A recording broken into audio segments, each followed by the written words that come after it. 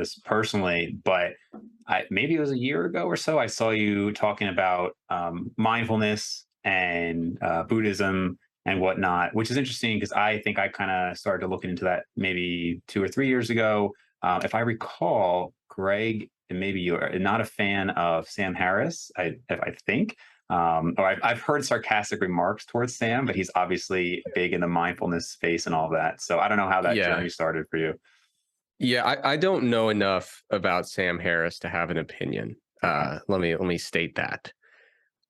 But I have mentioned on our podcast that I'm pretty into various mindfulness and meditation type practices, and then inevitably people say, "Oh, you should listen to this or watch this from Sam Hmm. Harris," and then Greg will make some kind of comment. So yeah, you'd have to take that up with him. I simply don't know anything about Sam Harris. But yeah, I got into mindfulness and various types of meditation because I got into Buddhism a couple years ago, and I started a segment on the podcast called the Road to Enlightenment, where I documented my journey.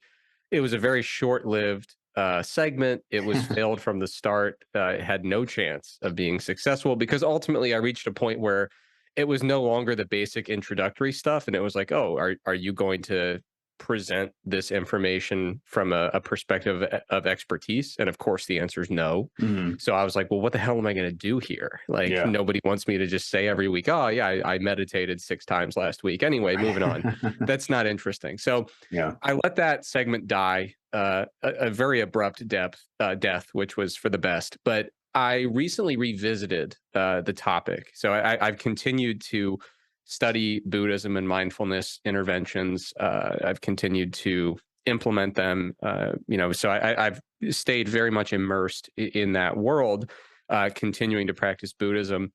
But recently, in our research review, I got to cover a study on mindfulness based interventions. And so that was an opportunity to do essentially what I had hoped I'd be able to do with that segment on the podcast, which is actually deliver some useful evidence-based content about mindfulness.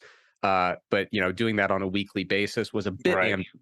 So this was an opportunity a month or two ago. I wrote a big article, and I just said, "Listen, I'm not gonna write about this every week, every 2 weeks, every month, but let's take the time to do this right and actually explore an evidence-based look at mindfulness based interventions. And so what I did in the article was just talked. I tried to not make it about my experience. I tried to make it just about the research, and I was really stunned about the amount of research that's been done on mindfulness based interventions. I think I had the numbers somewhere, but I looked at a particular like umbrella review of mindfulness interventions, and man, I think it was like 44 separate meta-analyses with like over 30,000 participants. I forget the exact number off the top of my head, but mindfulness has been studied a really surprising amount in a variety of different applications. And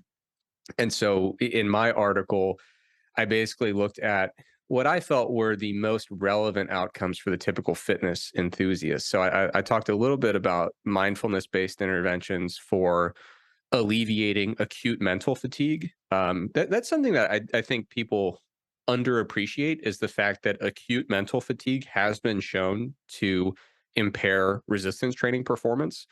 And that's not a nice thing to hear for most people who go Sure. straight to the gym after work, after doing a bunch of really cognitively active, stuff, and they are acutely mentally fatigued. So I talked a little bit about mindfulness interventions for recovery from acute mental fatigue. I talked about how it might have some applications, obviously with mindful eating strategies, potentially some applications for pain management. And was there something else I covered in there? Let me see. I'm scanning and sleep. Yeah, Mhm. sleep is a great one. I mean, and it's pretty. The sleep one's pretty obvious. I mean, if you look at just about any like checklist of sleep hygiene recommendations, virtually all of them basically say, "Hey, do something before bed that's kind of not super cognitively engaging, something that's relaxing, something that kind of rests your mind." So sometimes they'll just say everything about a mindfulness meditation without Right. calling it that, and the others just say, "Hey, just meditate, dude." You know, so Yes. so yeah, there are a variety of different applications, and I'd be happy to dive into any particular one if you'd like, or just talk about what a mindfulness based intervention actually is. Yeah, sure. And just for everybody listening, we will eventually get into how to grow your biceps later. So just relax. I think to me, I started doing visualization. I mean, maybe even back in high school. We talk about that a lot for sports performance and things like that. I My personal experience with visualization, which is certainly different, was more. I felt like it was helpful for people who either were likely to kind of fall off the wagon on a goal, because it's reinforcing that in their mind, or something skill based, right? Like we've all seen the studies on people who visualize throwing a basketball or darts or something, and it helps dramatically. For muscle growth, I don't know. I did it for probably 6 months. Literally every single workout before I did it, I would stop and I'd like take a half an hour and I would visualize my entire workout all the way through. Can't say it made any difference. Obviously, N of one, right? It's hard to, know, but I didn't feel like anything, changed. And then going into mindfulness specifically, that was more just like a life thing. I just wanted to try meditating the last few years. I did have Sam Harris's Waking Up app for about 2 years. And I would split it up either between listening to one of the podcasts per day or meditating.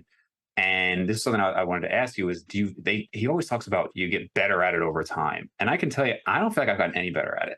I take 10 to 20 minutes a day and I just think, okay, it's probably good for me to kind of relax and, take some time. But I just have constant thoughts like every second. I mean, literally like every couple of seconds. And one thing I heard him say in another podcast was that the average person can't even go 10 seconds without a thought. Like literally just try to not have a thought for 10 seconds. And, I haven't gotten any better at it. So I don't know if you have. So I don't know if I would say I've gotten better at it in that context, but I have uh, successfully let go of the concept of being good at it. Hmm. And I think that in and of itself is a bit of of an upgrade or an improvement. So for a while there, I was starting and trying it, and this is one of the things I must say this. I heard a quote the other day that uh, you can do mindfulness without Buddhism, but it's really hard to be a Buddhist without mindfulness. Hmm. The two are very connected, and these various mindfulness based interventions ultimately have been derived from the Buddhist practice of meditation in its various forms. And I think if I have tried meditation in the past without understanding the kind of Buddhist underpinning, why did this develop? Like, what was the initial purpose here? And so I don't think that one needs to embrace Buddhist concepts in order to use mindfulness effectively. But I do think it can be helpful for someone who's trying mindfulness and they're just like, I'm not doing it right and I'm kind of missing the point. I think it's important to say, well, what was the original point? What was this all for? Where did it come from? What was the initial stated purpose? And I think if you get back to some of those kind of fundamental things, which people in the Western world are usually really skeptical about getting into anything that's not that the religion they were born into. It feels kind of sacrilegious to kind of peek over into other religions, philosophies, ideologies. But you know people have in the Western world really embraced secular Buddhism, right? And so they put secular in the name, so it's like, hey, you're not changing religions, but just like, Hmm. here are some philosophical concepts of Buddhism. Here's like a general set of ideas that characterize Buddhism, that don't require any belief in metaphysical concepts. They don't require any religious conversion. It's just like, here's, just so you know, where this mindfulness stuff came from. And I think it can be very helpful to explore that stuff, because then you start to say, oh, okay, well, yeah, now that I understand the concept of impermanence or non self or aimlessness, these basic fundamental concepts in Buddhism, now I have more context for what I'm really trying to achieve in a mindfulness based, meditation type practice. So for me, it's not that over time I've gotten better at it. It's that over time I've developed a deeper understanding of what it means to do it correctly. And to do it correctly doesn't mean completely having no thoughts during a meditation practice. It means the thoughts arise and you let them pass on by, and you don't get perturbed by that. You don't say, oh crap, a thought came up. And now I'm thinking about the fact that a thought came up, and you Mhm. just start to spiral. Uh, I will say the more that I've read Buddhist teachings, the more I've gotten good metaphors to help me deal with thoughts that arise during meditation, thoughts that are not, so when we talk about mindfulness meditation, it's always mindfulness of something, right? So mindfulness of one's breath, of one's body. Mhm. So mindfulness of the tone of a bell that's chiming, right? There has to be some object of mental focus during this type of practice. And so sometimes a thought is the purpose. We might be doing a very reflective meditation session where we are being mindful of a particular thought that is the focus of our concentration. So obviously, in that case, you want the thought to be there. You're contemplating. Uh, but for other elements or types of meditation, and of course there are many types of meditation practice, sometimes we want to just calm the mind down. We want it to be a restful state where we are, trying to let all those thoughts go, just release them and let the mind rest. That's the type of meditation practice that would be quite good based on the research for dealing with acute mental fatigue, right? We're doing this cognitively straining stuff all day. It can be very helpful to sit down and be very proactive about saying, I need to just let those thoughts go and let my mind rest.